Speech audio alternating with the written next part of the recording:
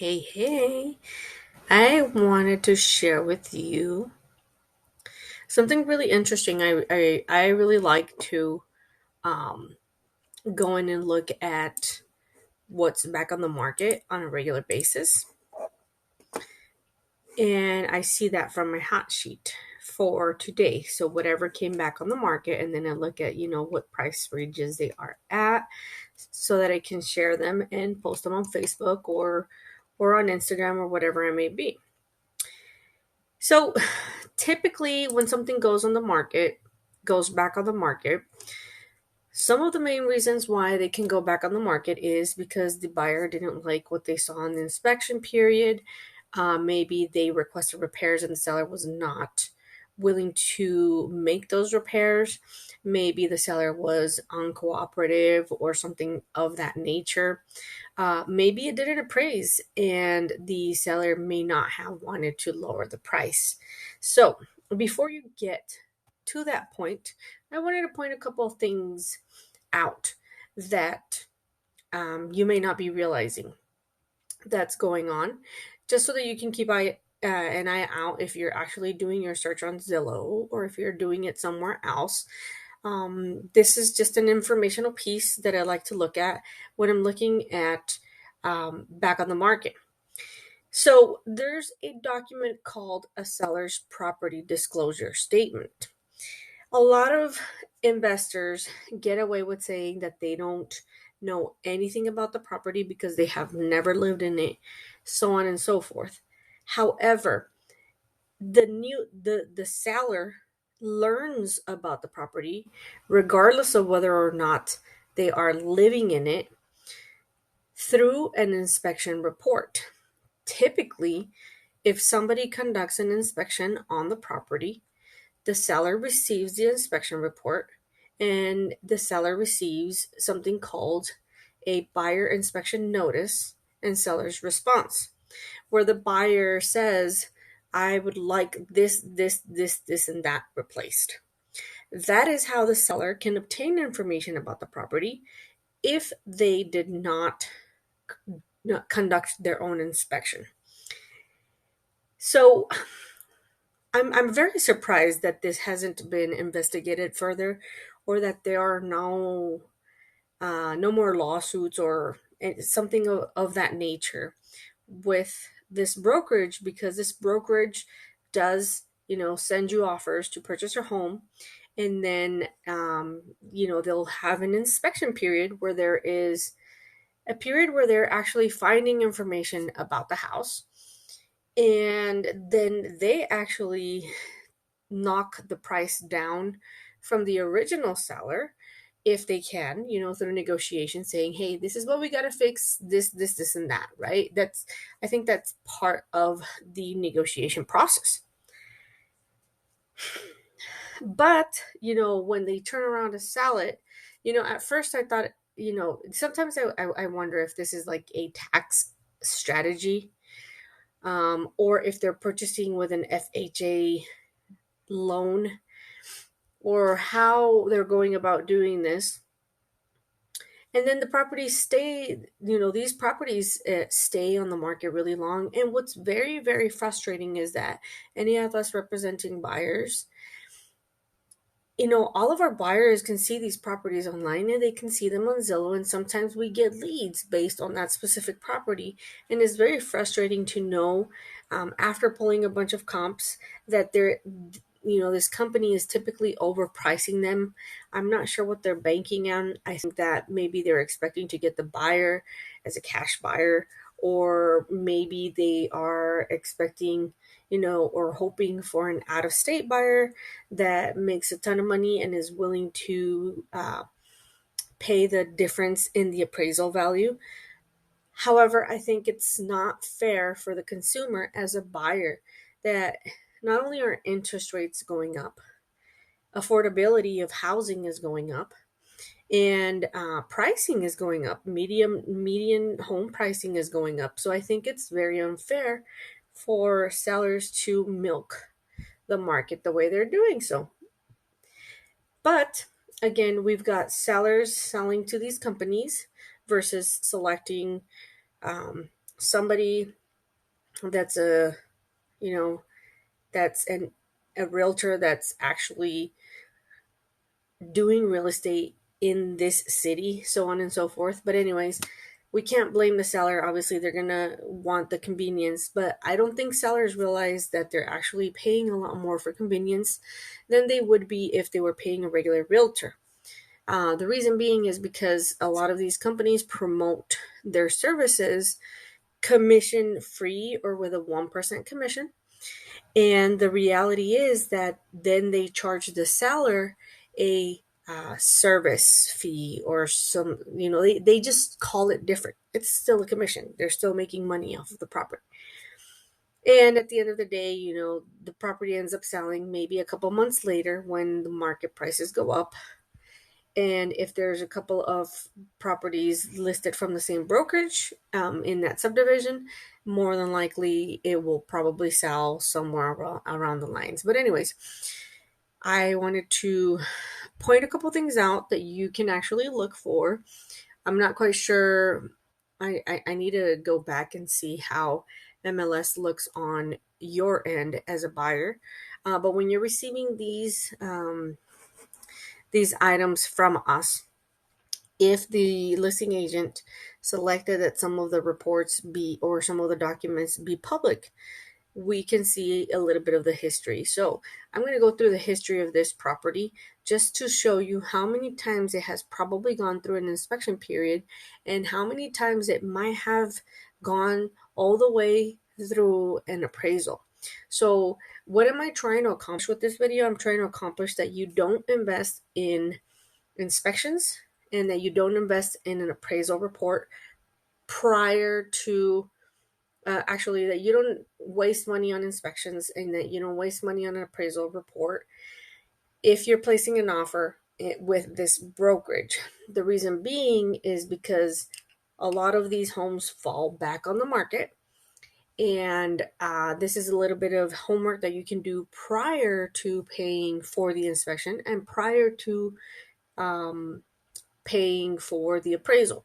Your realtor should be able to assist you with this homework. If they're not assisting you with this homework, they're just trying to sell. You can always reach out to me. I know, that if you've placed a couple of offers with your realtor, you probably have a buyer broker agreement.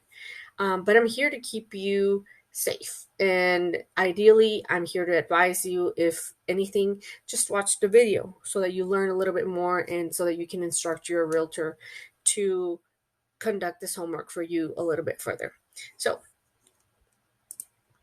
let's go to the history. Right now, I'm just, I was just selecting a typical property, and I was trying to stay within, what people want to stay, 250 price range.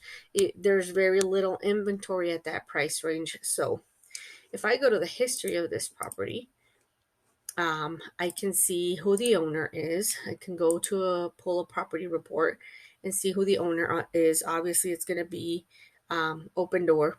And I can also see how much they actually acquired it for.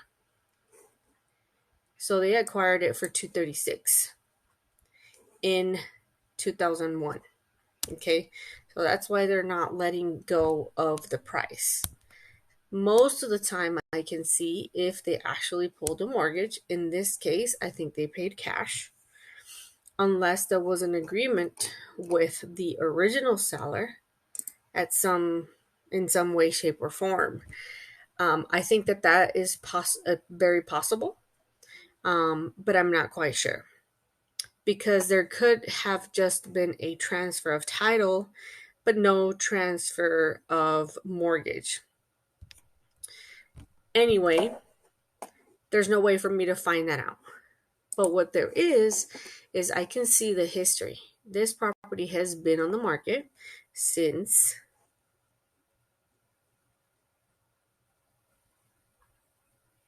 as you can see right here, October 14th, 2021. Okay. And up until this date, and it just went back on the market. So when I look at the history again, I can see, that it started at $253,000 and then they changed it to 247. They noticed there was nobody biting, so they changed it to 244. Nobody bit, 241.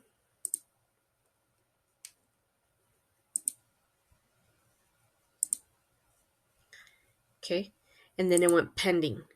This is another thing that they tend to do is they automatically pend it when it should be active contingent, basically contingent on inspections and whatnot.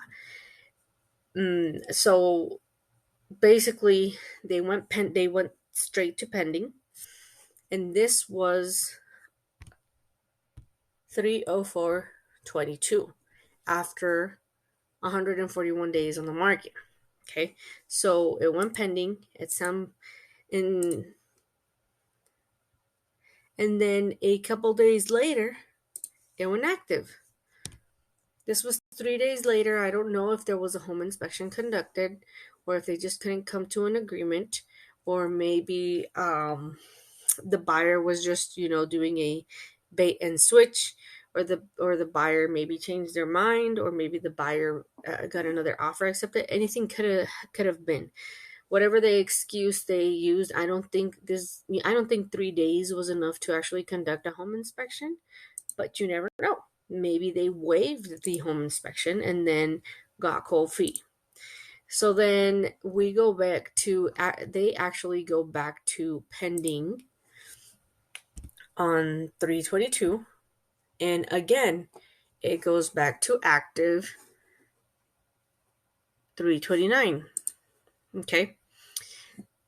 So again, there was a couple of days, probably 7 days, for a home inspection to be conducted, where the buyer may have seen something that they didn't like. It could be anything from plumbing, it can be roof, it can be windows, it can be AC, it can be anything that they may not have liked.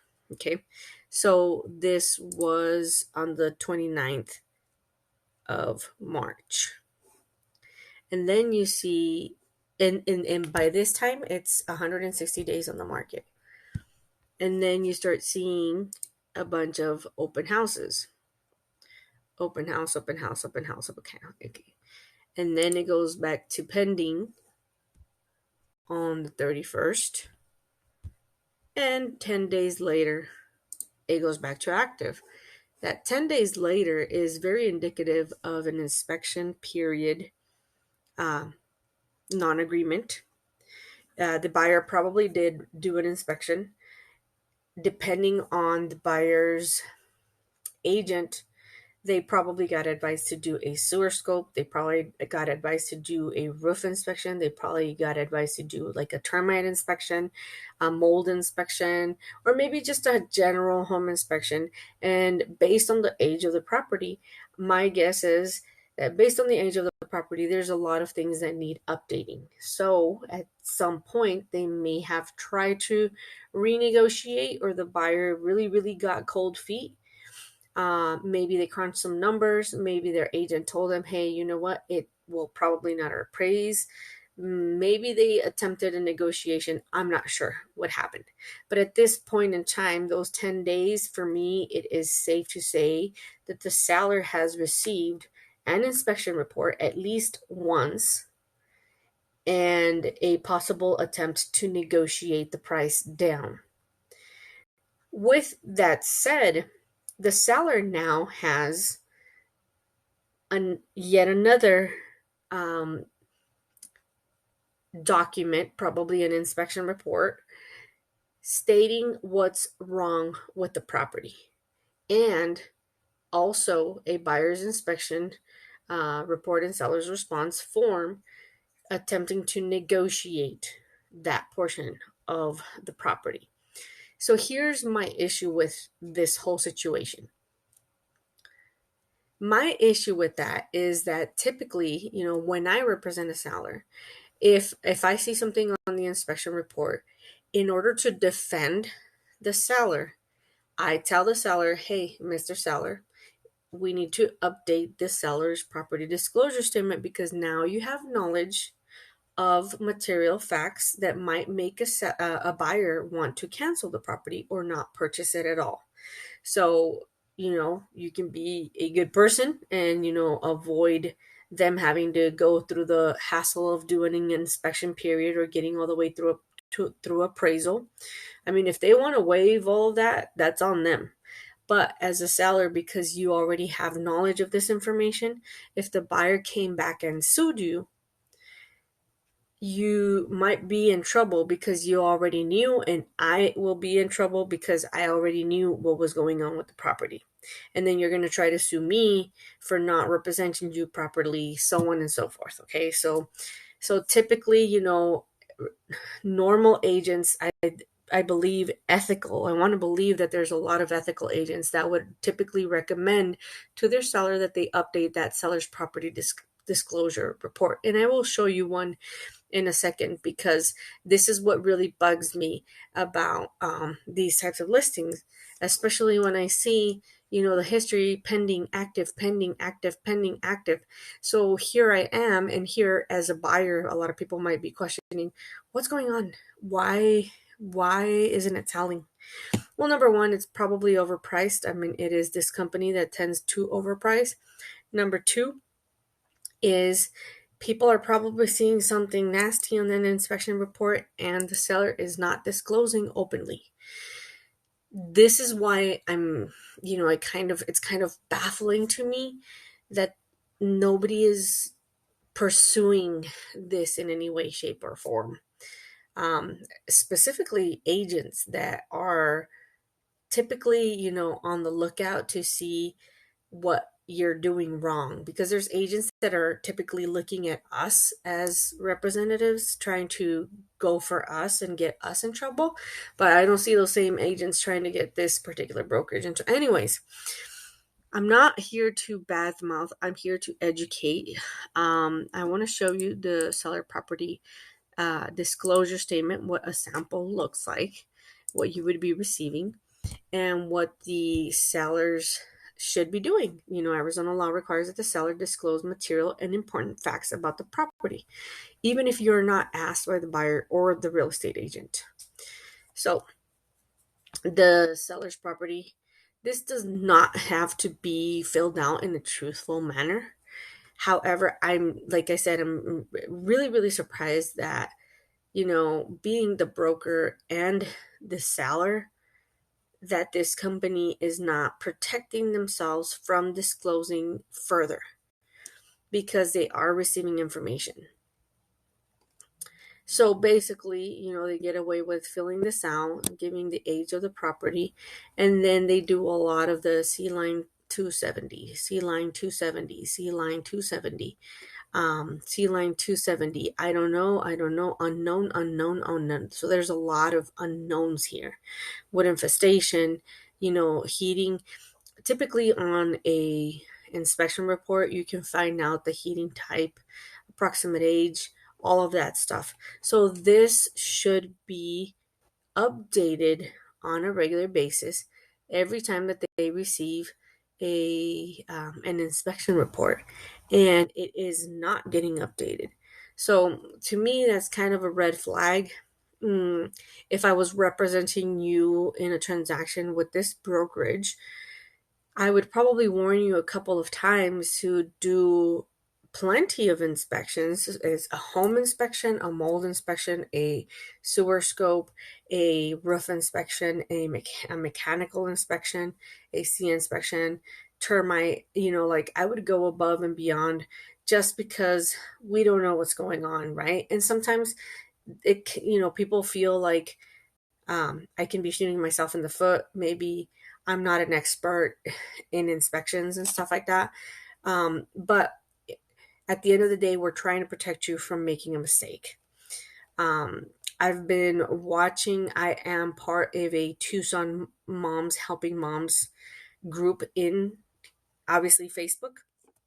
And recently there's been some posts about a lady that purchased a house, and she's trying to sue the realtor, and she's trying to sell the home inspector for a problem with the sewage. Unfortunately, and depending on the brokerage, she must have received some sort of warning that she should conduct a sewer scope. Typically $100 to $120, or maybe even cheaper depending on the company that you select. And maybe she opted out of doing that. I'm not quite sure what's going on, but basically she has an $18,000 to $20,000 expense because her sewage does not function properly. Okay, so this is why we insist on a lot of the inspections, and that's what I'm trying to get at. Is I'm trying to protect you from just accepting this seller's property disclosure statement. If you were to sue this specific seller, you might have a case based on the fact that there's a history, right? This is something that your realtor can look up and submit to the actual lawyer and say, hey, look, they actually went under contract a couple times, they went pending. You can ask them if they received an inspection report, so on and so forth, right? I don't know if they actually have to supply that information, but it would be a little bit of ammo to protect yourself in this type of situation.